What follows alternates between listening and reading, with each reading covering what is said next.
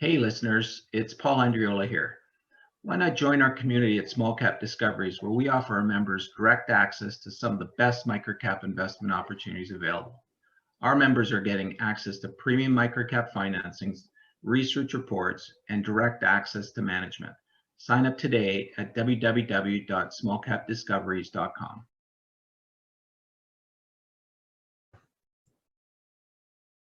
Hi, everyone. Welcome to the Small Cap Discoveries conference call. Today on our call, we have CEO David McPhail from Memex. Memex trades on the TSX Venture Exchange under the symbol OEE and on the OTC under the symbol MENXF. The company is trading at 3 cents with roughly 148 million shares outstanding, or about a $4.4 million market cap. I'd now like to hand it over to Paul Andriola. Hey, thanks a lot, Trevor. Happy to have David here with us today. Memex is a name that, quite frankly, I've been following probably for about 4 or 5 years. First introduced to it at a conference years ago. But what we've really noticed is over the last little while, there's been a pretty dramatic change in, in the business where cost structures improve significantly, revenues have started to improve, and it looks like it's starting to meet some of the criteria that we're looking for. So happy to have David here. David, if you can start us off by maybe just giving us the elevator pitch, maybe a little bit longer than that, but tell us exactly what Memex does. Well, sure. Well, thanks for having me on your investor meeting. So Memex is a solution provided company. We have a suite of software and some hardware if necessary. Essentially, if you've heard the term IoT, or Industry 4.0, very broad brush, those terms describe what we do. Our tagline is measuring manufacturing excellence, and that's exactly what we do. The reason why our stock symbol is OEE is because that's what we track within our manufacturing-centric customers. We're tracking the efficiency of their process, and we distill it in the form of a number called overall equipment effectiveness. The average internal return rate that we generate for our customers is approximately 300%, or a 4-month payback. The product that we have that we've developed ourselves internally is called Merlin Tempus. Tempus is Latin for time, because we're in the time management business. We calculate or collect uptime and downtime in real time, and so that's why the name Tempus. We have 2 flavors of that. We have Tempus, which is strictly tracking utilization. And then we have Tempus Enterprise Edition, which in addition to tracking utilization, also hooks into their ERP or MRP system. We take 3 data streams: data from the equipment that the company uses to make the product that they make, data from the human capital that operate that equipment, and again, data to and from ERP to drive things like inventory and procurement. And the combination of those 3 data streams allow us to calculate overall equipment effectiveness, or OEE. We own everything that we sell, and we spent about $10 million or so of the capital that we've raised to develop the solution that we have, and we're in the commercialization stage. You can think of what we do as data-driven manufacturing. So for our customers, being able to have a completely different situational awareness tool of how to manage their business, being able to understand what their assets are doing, both in terms of physical assets and people, and being able to understand whether they're a high mix, low volume, or low mix, high volume manufacturer, being able to understand how efficient the process is that they're currently undertaking, because every company will have bid a project or a part. If it's a high mix, low mix, high volume, will have bid a part at a particular rate, and most companies have no idea whether they're producing the part at rate, above rate, or below rate. And business decisions can be made with this information that they could decide to increase their capacity. They could decide to be able to add people or add equipment if necessary. So that's in a nutshell, that's what we do. Maybe what would help is, can you give us a real world example, maybe a product, maybe a brand or something that you've been able to help? So we've done a lot of work in the aerospace and defense sector, primarily in the U.S. About 95% of our technology is exported, is being exported to the U.S. So we've got lots and lots of customers. I'm just trying to think of a particular example. So one particular example, I guess, would be that we had a customer that went through a bit of a streamlining, I guess, for lack of a better term. So they had a lean consultant come in, and because they had very long cycle times in the parts that they're making, they decided that they could take 2 operators off 2 machines and put them in another part of the plant and have 1 operator operate 3 machines. And what happens with that seems like really good on paper, allocating their resources. However, what happened was, when one machine is down and the operator's either craning in or proving out a part, they're not worried about that machine that's sitting idle. And so what happens is they were incurring approximately an extra 500 hours a month of downtime across these 3 machines. And what they did was they removed a lot of the M0, M01s, which are optional and mandatory program stops, optimized their equipment, and were able to pick up those 440 hours, which for them was approximately a $50,000 a month savings. So, and I've got dozens and dozens of examples of companies that have. I mean, it's one thing not to know what they're doing. It's another thing now that they know, they can streamline their process. Gotcha. Give us a sense of the business model, like the revenue model, if you want to call it that. This sounds to me like a SaaS type of sort of revenue. Is there upfront costs? Is there ongoing revenue? What does your revenue sort of look like? So it's perpetual license. Most of our customers won't support a SaaS model. Right now, we're generating with software maintenance and recurring services. We're generating approximately 30% of our revenue in recurring revenue. Our technology is capable of being supplied both in an on-prem scenario and in a SaaS scenario, whether it's in their own virtual private cloud or whether it's in Azure or Amazon AWS.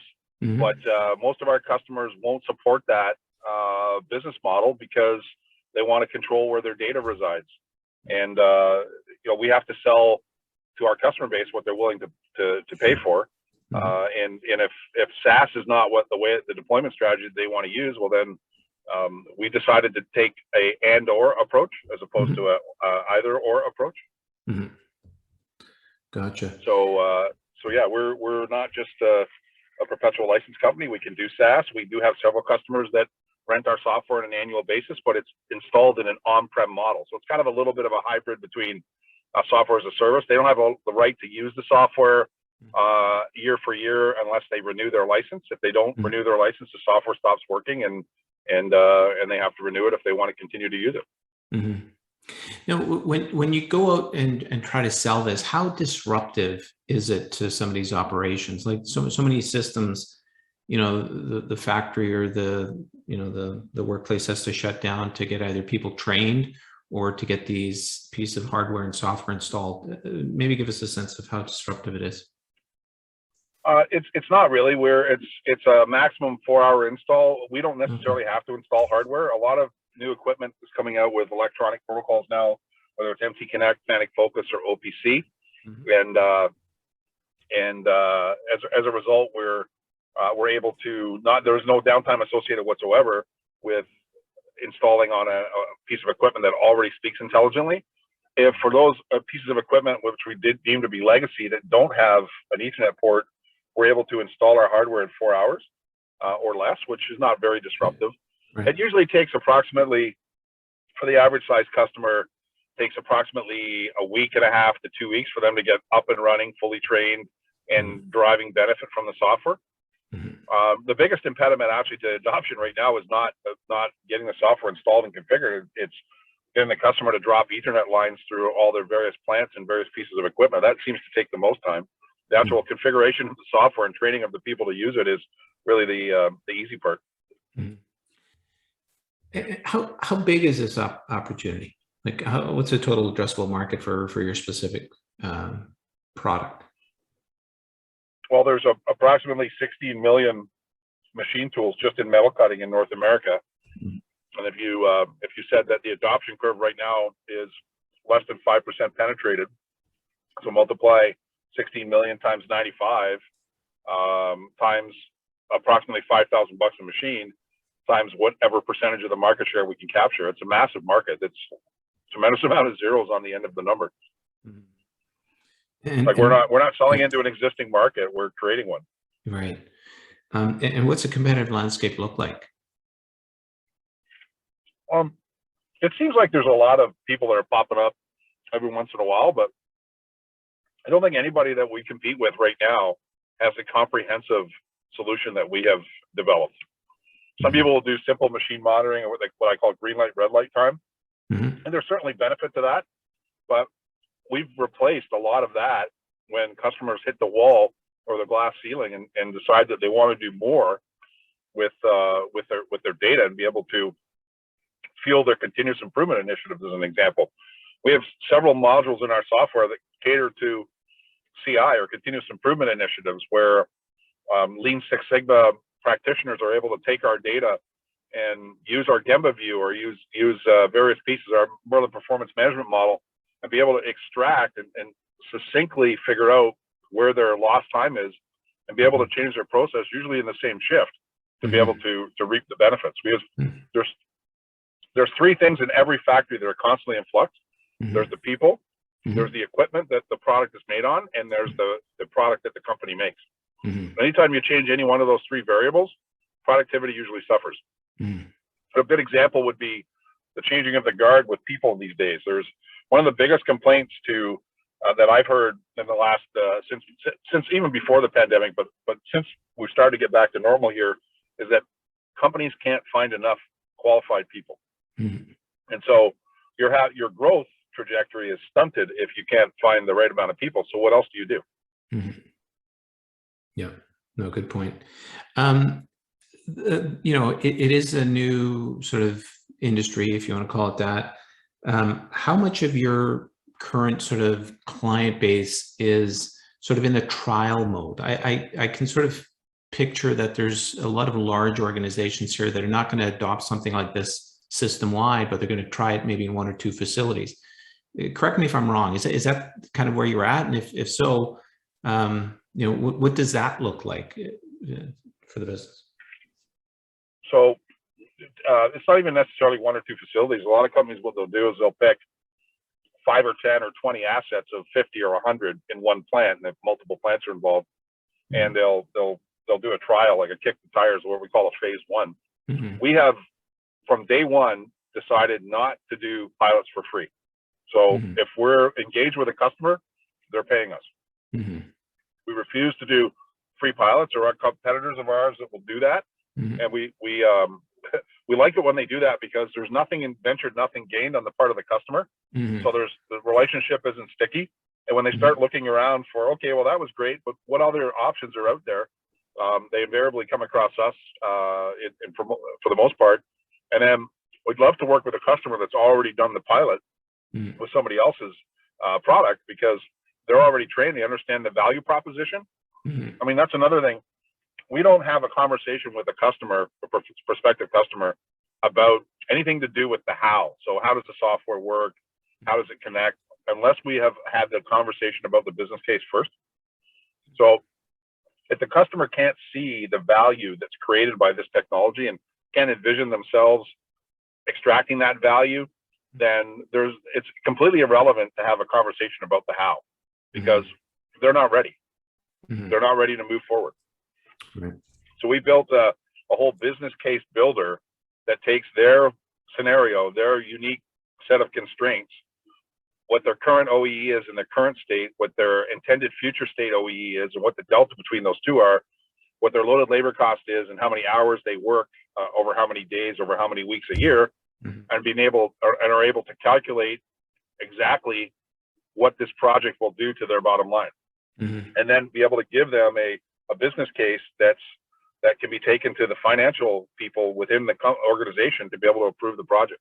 And we used to have a conversation about the how all the time, and it didn't get us anywhere for the most part, because we would spend all of our time educating the market and not being able to take advantage of that education. And so we've kind of flipped that paradigm on its head now, and we don't have the conversation about the how until the why is understood. I guess, you know, part of my question also is just to gauge where you are along in that process of, you know, do you have a couple of large clients that have, you know, a little bit of their facilities using this product, where the possibility of them going into all their facilities is sort of in your face right now? You know what I mean? Like, what? Yeah, we do have several companies that we've worked with where we're in a phase 1 of a 3-phase project, or a phase 2 of a phase 4 project, or one plant of multiple plants. We have almost every customer. It's rare for us to get a customer where they'll put a rollout strategy together and they'll do 100 machines in one plant, or 3 plants of 50 machines. That's extremely rare. That has happened to us, but it's rare when that happens. Typically, the more typical deployment is, let's pick a proof of concept / 5 or 10 machines in one plant. If they have a myriad of different equipment, the companies that want to see how everything works will pick a few different machines from a few different genres, whether it be age or type or manufacturer. And it really is very much a proof of concept on a number of fronts. How does this affect my business? What does this technology do in terms of what problem does it solve? What's the return on investment? And once they can answer all those questions, then invariably what happens is phase 2 happens, phase 3 happens, phase 4 happens. We have, I should know this number off the top of my head, but probably follow on business right now, a good $5 to $10 million that we can put our hands on in the near future here, in terms of, when I say near future, defined as maybe the next 12 to 18 months of identified opportunity with existing customers. Okay, perfect. Okay, gotcha. So recently, you've seen an uptick in revenues. Like I said earlier, the cost structure seems to be improving. What's changed? Like, what's driving the revenue growth, and is it sustainable? Well, it's the adoption curve. It's the more marketing that's being done by not just our company, but other companies, whether they're large or small, whether it's Siemens or Rockwell or other competitors of ours, talking about Industry 4.0, IoT, data-driven manufacturing. The more conversations that are happening about that, more people are interested. I think you're an outlier today if you don't have some kind of idea of what digital transformation can do to your business, because you're going to be left behind otherwise. Now, I've been in this game a long time. I bought this company 13 years ago, so I can remember when we used to have to explain what OEE stood for. It's overall equipment effectiveness. It's the distillation of the 6 Sigma principles of waste, on and on and on. We don't have to do that anymore. I think it's almost the same as, we don't really have to explain Industry 4.0 anymore. A lot of people have an idea of what they want to accomplish with their digital transformation goals, and which is great, because it's less education for us. So I guess what I'm saying in all of this is that the adoption curve is starting to flatten out. Right? That's on the revenue side. On the cost side, we just before COVID, we kind of right-sized the business to our revenue projections, and so we were able to put the business in a place where we were able to know that we could generate enough revenue to satisfy expenses / become slightly profitable. And as we grow here, as we continue to grow, we're going to see additional revenue without adding a whole lot of cost. Yeah, there'll be some cost per $1 million of revenue above break even, but we aren't going to have to spend significant amount of that $1 million of gross revenue in extra expenses. It's probably 20 to 25%. I mean, if you look at our cost of goods sold in our most recent quarter, I believe it was above 70%.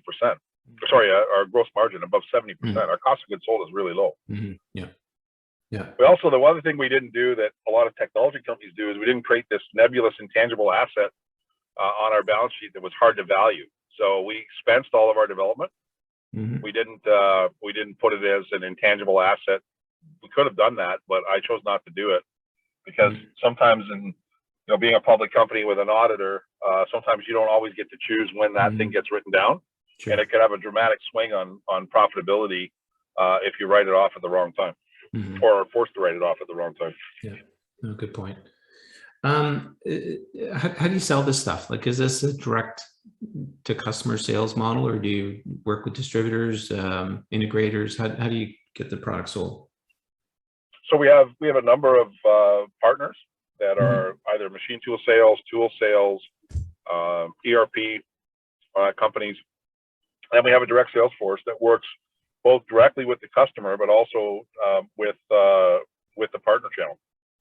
So it's a combination of partner and direct sales, depending on what part of the country we're talking about, and depending on what if it's machine tool sales, as an example, like the world's largest machine tool builder, Mazak, is a customer of ours, but also a partner of ours.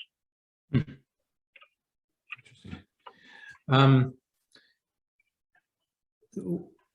Tell us about. So you mentioned you bought the business. So you're not a founder, but maybe talk a little bit about your background. The existing management team, and maybe once done there, we'll move on to the board, just to give us a sense of kind of who's running the store here.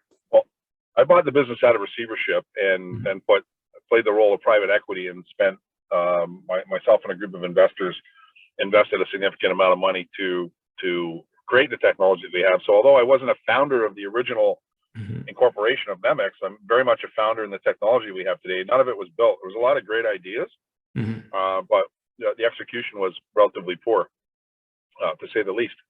So my background is software systems integration. I owned a large systems integration company here in Southern Ontario, and sold it, and then had the capital to buy Memex. I was actually going to buy it and make it the 8th division of that group of businesses, but my partners didn't feel the same about it. And long story short, I pulled the shotgun clause and they bought me out, and that gave me the capital to both buy and fund Memex in concert with some other individuals. But I used to do this type of work for our customer base back in my previous business, but it was very much a one-off. So every time you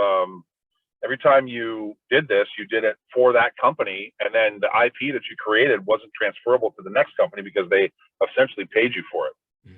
And so I saw the need to kind of rinse and repeat. Anytime you can create a cookie cutter solution to a recurring problem, you can create a business. And in this particular case, that was exactly how this got started. Was let's come up with a cost-effective. That's how we can come up with an internal return rate of 300% or a 4-month payback, because it's not costing the company $15,000 or $20,000 a machine to create something from scratch. It's $5,000 to $7,000 a machine installed. Yeah, wow. That's how you create the compelling return on investment. Yeah, for sure. Let's talk about the balance sheet or the fundamentals. Company's got a little bit of money. Wouldn't say a lot, but for the size of your business, I think you've got about $750,000 on the balance sheet. Is that enough? Do you need more money? What can you tell me there? Well, it's difficult to raise money at the current valuation that we're at. We think we're chronically undervalued. A lot of people don't understand the asset that we've had to create in order to go after this market share. It's to be able to go after this market share and not have the asset and sell people on an idea. That was tried about 20 years ago in the ERP space, and people are all gun shy. So you actually have to have an asset that people want, that solves a problem, an immediate problem that people can visualize, that they can use.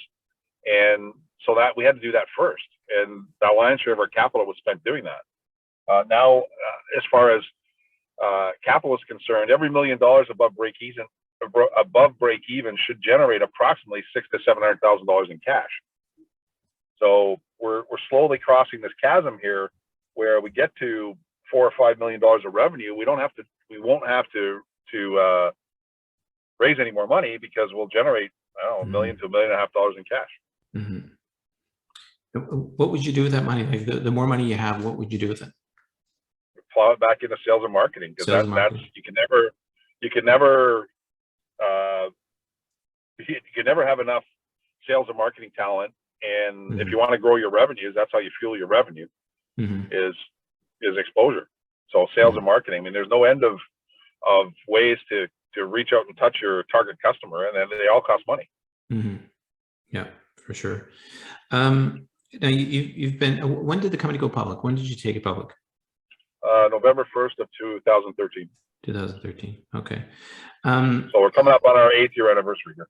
Yeah. So 8 years as a public company. You mentioned you think you're chronically undervalued. Where have you made mistakes, or where has the market made mistakes? I don't even know how to describe the question here, but what have you learned in this 8-year process, and how do you think you get out of this sort of chronically undervalued situation? Well, we put, obviously, fundamentals. We have to put up numbers. So, to me, the first step was to write the cost structure to the current revenue generation capability and be able to break even / be slightly profitable. Step one. Step two would be now to increase growth, to generate in this fiscal year defined as 2022, be able to generate some additional sales above break even, generate some cash flow, and then and just rinse and repeat. So, I mean, where we went wrong, I don't know. Maybe we didn't tell people how difficult it was to create the asset that we have that allows us to generate the revenue that we generate. So, because again, people don't buy vaporware anymore, right? And so we didn't really tell people the kind of money that we spent to develop the platform, but maybe we should have. I still think the right decision was to not put an intangible asset on the balance sheet. Gotcha. I stick by that. I stick by that decision. And what do you think are your biggest challenges right now? What sort of, if anything, what keeps you up at night, sort of question, right?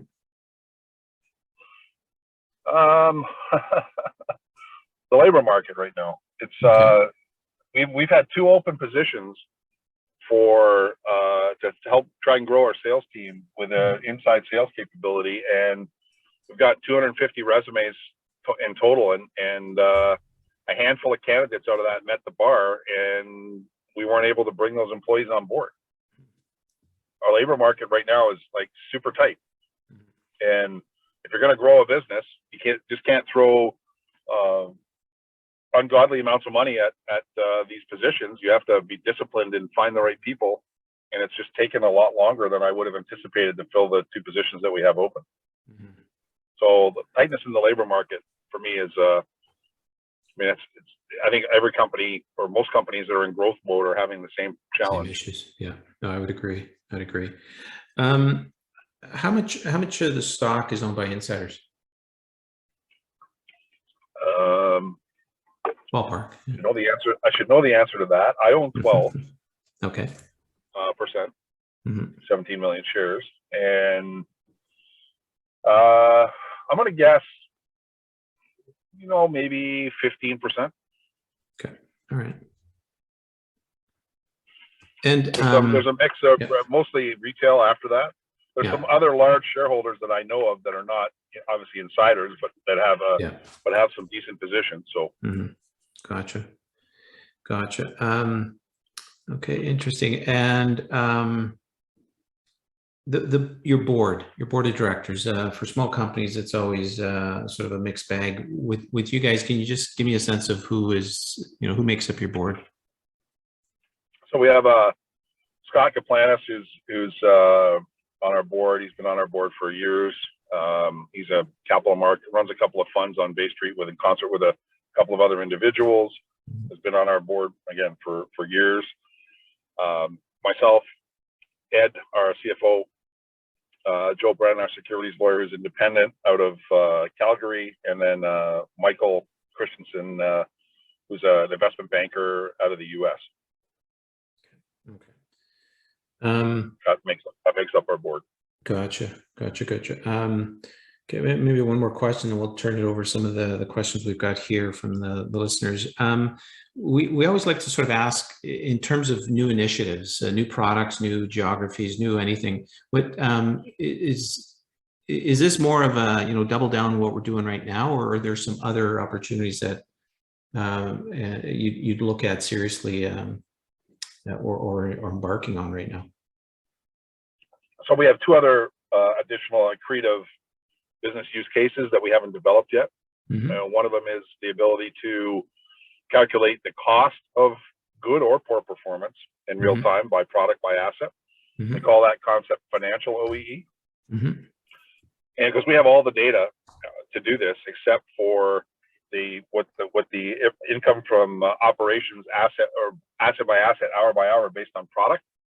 And so if we had a couple of extra pieces of information, which we can easily get, I'm loath to do that until we have a better uptake on the current technology that we have, because then that becomes an additional selling feature to be able to go back to our customer base and generate more revenue.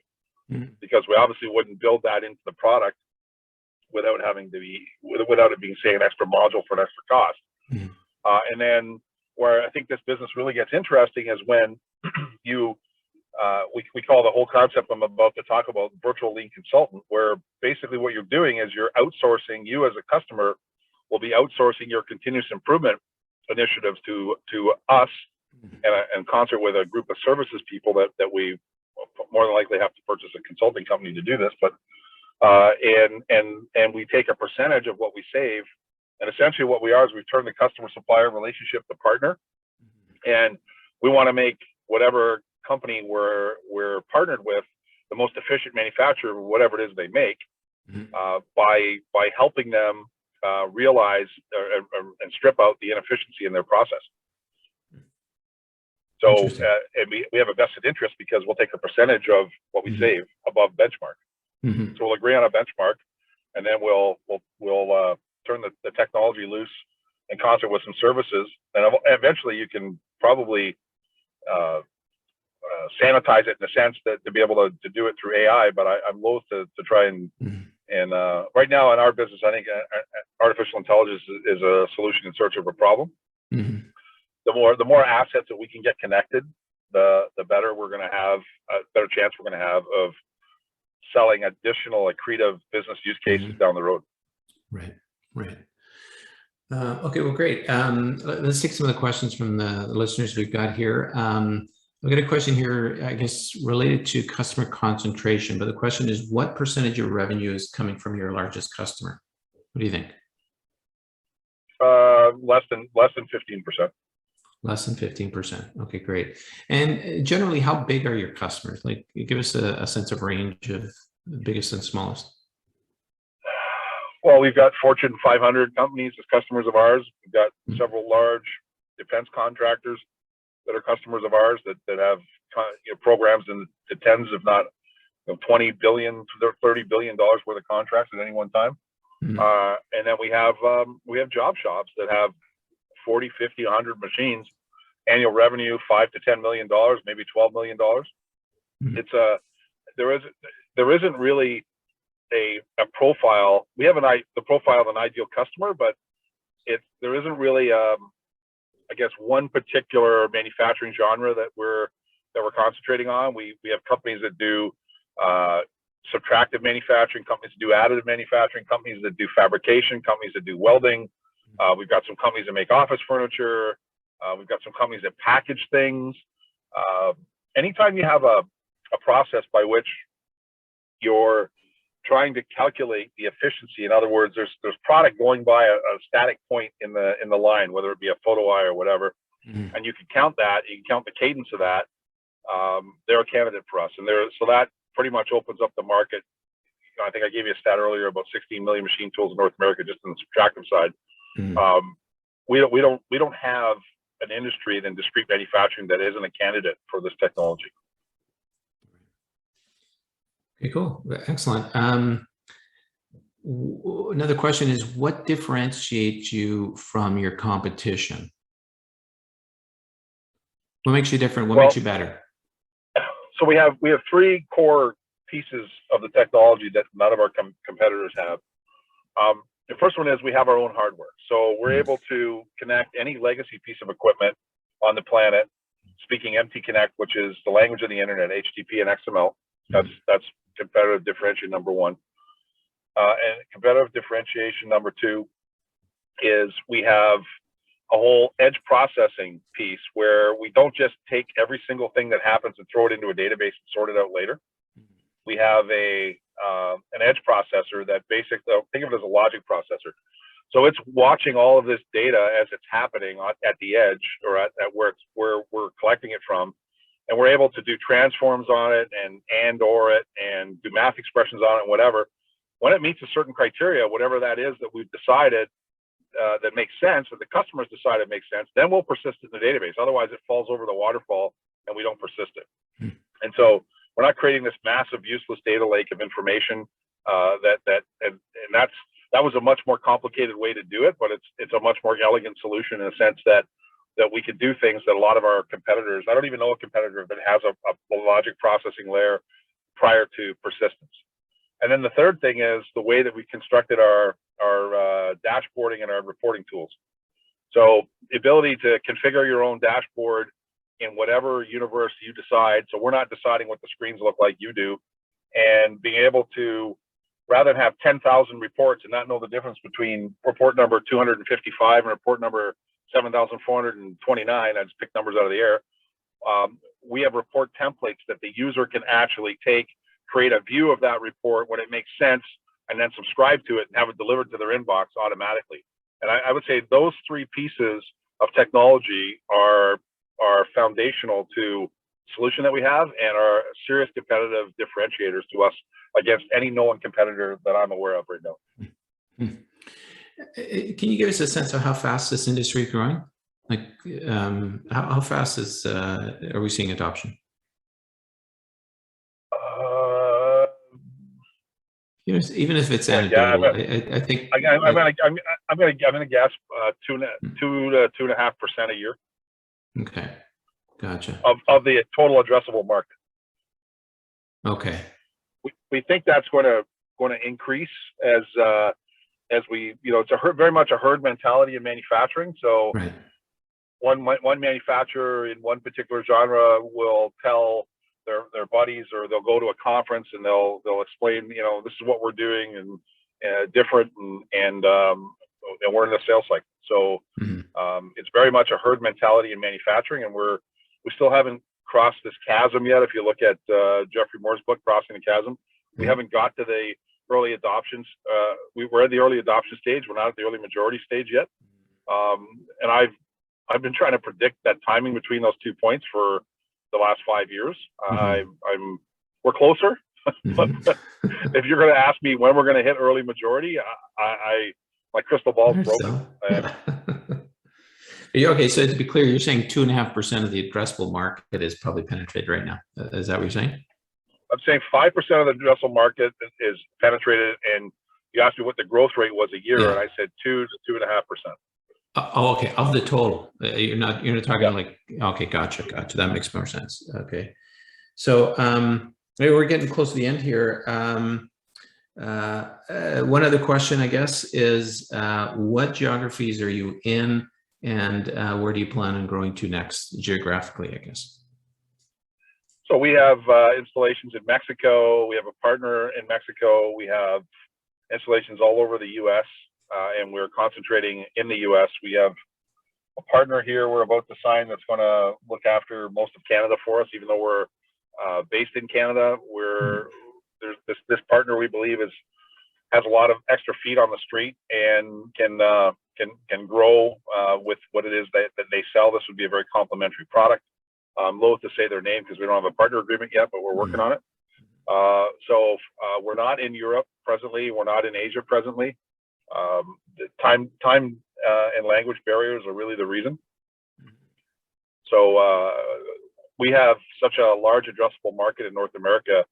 It's really hard for me to justify trying to create a European division or an Asian division, or when we, we're scratch and sniff penetrated here in North America. Let's just kind of clean up our own backyard first.